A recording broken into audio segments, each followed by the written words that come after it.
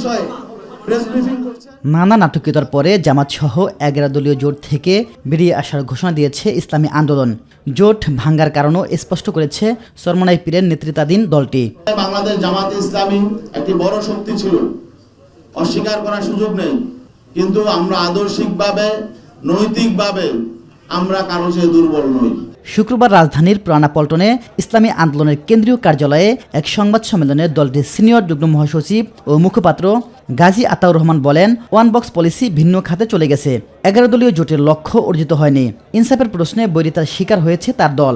তাদের জন্মের পর থেকে একটা মৌলিক স্লোগান ছিল যে আল্লাহর আইন চাই, সৎ লোকের শাসন চাই। এখন যখন ক্ষমতায় যাওয়ার মতো অবস্থা তৈরি হয়েছে, তখন তারা আল্লাহর আইন থেকে সরে গেলেন।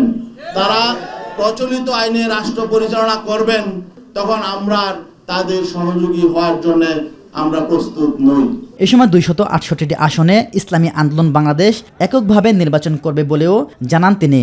আমরা বৈরিতার শিকার হয়েছি, সেজন্য আমরা আজকে আপনাদের সামনে ঘোষণা দিতে বাধ্য হচ্ছি যে ইসলামী আন্দোলন বাংলাদেশ আসন্ন ত্রয়োদশ জাতীয় সংসদ নির্বাচনে 268 জন সংসদ সদস্য প্রার্থী এখনো পর্যন্ত মাঠে কাজ করছেন।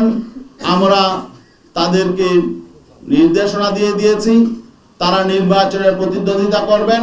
দলটির মুখপাত্র বলেন, একটি দলের কর্মকাণ্ড বারবার তাদের দলের আত্মসম্মান বোধে আঘাত করেছে। কারো অনুগ্রহের আসন নিয়ে রাজনীতি করতে চায় না তার দল।